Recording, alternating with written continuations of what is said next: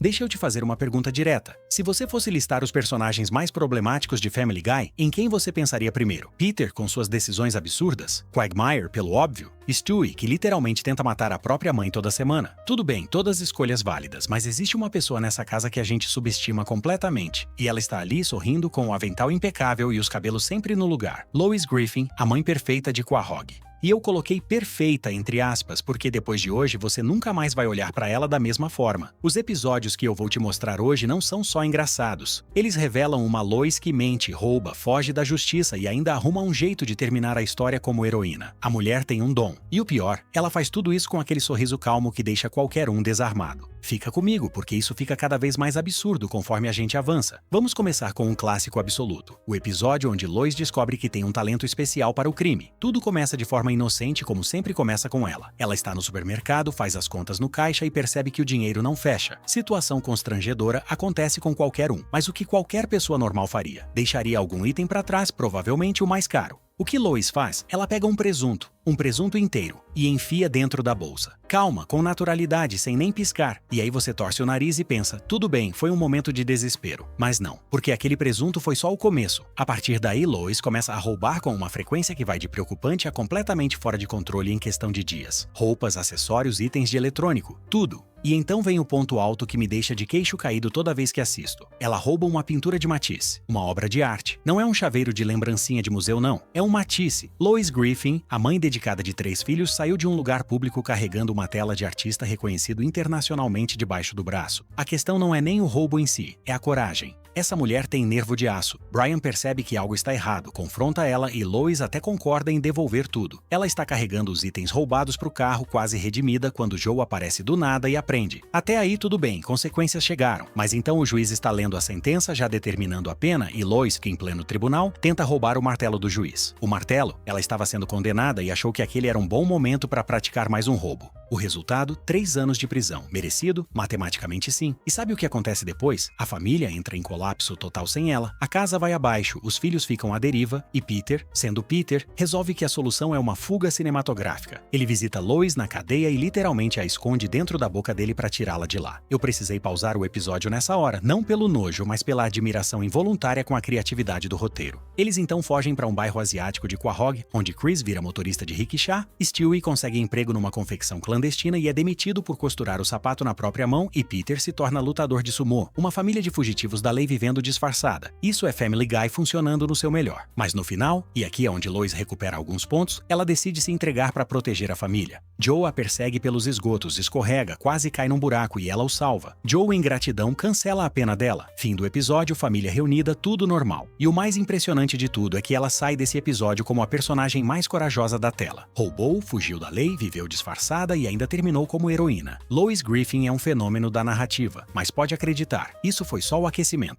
O que ela faz no próximo episódio é de uma escala completamente diferente e envolve o próprio Peter de um jeito que ele nem imagina. Antes de continuar, preciso dar um segundo para você absorver o contexto do segundo episódio, porque ele começa com a culpa sendo surpresa de Peter. Ele resolve se tornar falcoeiro. Sim, você leu certo, um falcoeiro. Treina um falcão chamado Xerxes e usa o pássaro para roubar uma moto de um casal. Uma moto, com o falcão. O processo judicial que se segue faz Peter perder tudo, inclusive o Xerxes. Lois, como seria esperado de qualquer esposa sensata, entra em modo de crise e precisa arranjar um emprego. Ela vai a uma agência de empregos e encontra um homem chamado Randy que oferece trabalho com locução, voz para televisão e cinema, segundo ele. Lois vai animada para o estúdio imaginar a carreira que vai construir. O estúdio é, na verdade, uma operadora de sexo por telefone. Agora, um ser humano comum teria saído da sala naquele segundo. Lois hesita, mas o dinheiro convence. E aí começa uma das situações mais hilárias e desconcertantes da série toda. Lois Griffin, a matriarca de Quahog, atendendo ligações eróticas para boa parte dos homens da cidade, incluindo Joe, incluindo Quagmire. O que, convenhamos, faz todo sentido. E aqui a situação fica mais interessante do que qualquer coisa que o roteiro poderia inventar. Peter, sem saber absolutamente nada disso, está no bar se lamentando com os amigos sobre a falta de vida íntima em casa, porque Lois chega exausta do trabalho e sem nenhum interesse. Quagmire, sempre solícito, entrega o número do seu serviço favorito de telefone erótico. Peter liga. Lois atende. Ela reconhece a voz dele e imediatamente ele não reconhece a dela. E em vez de simplesmente desligar ou contar a verdade, ela decide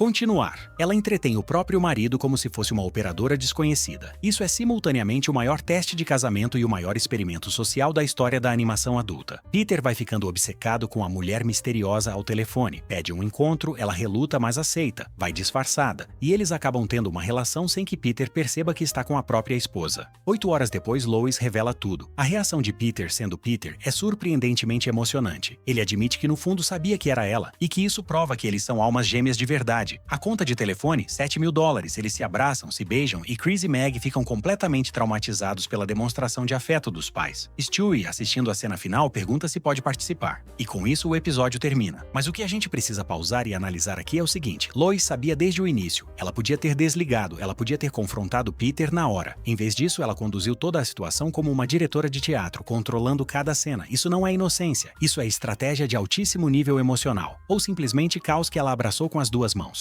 Difícil saber onde termina um e começa o outro quando estamos falando de Lois Griffin, mas pode acreditar, isso foi só o aquecimento. O último episódio entra direto num território muito mais sombrio. Estamos falando de vício, de desespero e de uma cena envolvendo Stewie e um vaso sanitário que eu ainda não consigo acreditar que passou pela censura. As crianças voltaram para a escola, a casa está vazia e Lois está entediada assistindo Netflix no sofá. Até aqui, cenário completamente humano e identificável. Brian sofre um acidente idiota. Cai escadaria abaixo depois de confundir Joe com um entregador e sair na porta como um projétil, e acaba se machucando sério. E é aí que começa tudo. Lois, curiosa e entediada, pega metade de um dos analgésicos do Brian. Só metade. Só pra ver o que é. Se você já assistiu qualquer episódio de qualquer série sobre vício na sua vida, você sabe exatamente pra onde isso vai. A euforia chega e Lois Griffin, a mulher que dá sermão nos filhos sobre responsabilidade toda semana, fica completamente viciada em analgésicos antes do fim do ato. O problema é que Brian logo fica sem os remédios e Lois entra em modo de busca desesperada. A primeira tentativa? Ir até a escola secundária tentar comprar drogas com os adolescentes. Ela vai ao colégio, procura pelos alunos e descobre, decepcionada, que nenhum deles está vendendo nada. Isso é ao mesmo tempo hilário e perturbador de uma forma que só Family Guy consegue fazer funcionar. De volta em casa, ela coloca Stewie na banheira. Até aí, normal. E vasculha o quarto de Brian em busca de qualquer comprimido esquecido. Encontra um único comprimido e deixa cair no vaso sanitário.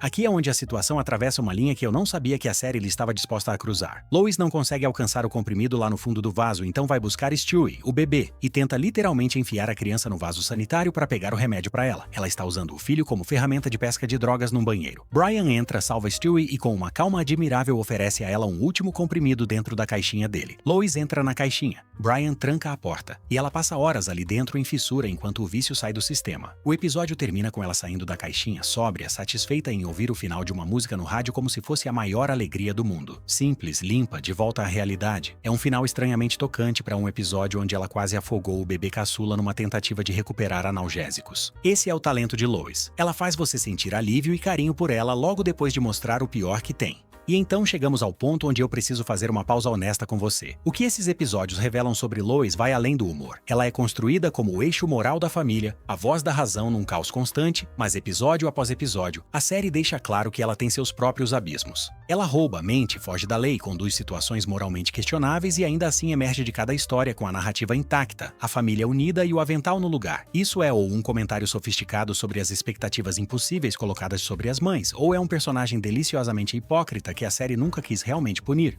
Provavelmente as duas coisas ao mesmo tempo. O que eu sei com certeza é que Lois Griffin é um dos personagens mais fascinantes da animação adulta exatamente porque ela desafia o arquétipo que deveria representar. Ela não é a mãe perfeita que às vezes escorrega. Ela é uma pessoa complexa, com instintos caóticos que funciona dentro de uma estrutura familiar que precisaria ter entrado em colapso faz muito tempo. E não entrou porque ela, de alguma forma inexplicável, mantém tudo de pé. Se você chegou até aqui, eu quero saber, qual é o momento mais absurdo da Lois que você se lembra? Comenta aqui embaixo porque eu tenho certeza que a galera tem histórias que eu nem listei nesse vídeo. E se você curtiu essa análise, compartilha com aquele amigo que também cresceu assistindo Family Guy, porque esse tipo de conversa fica melhor em companhia. Tem muito mais vídeo assim por vir, e eu prometo que os próximos personagens que a gente vai analisar são tão problemáticos quanto, só que de formas completamente diferentes.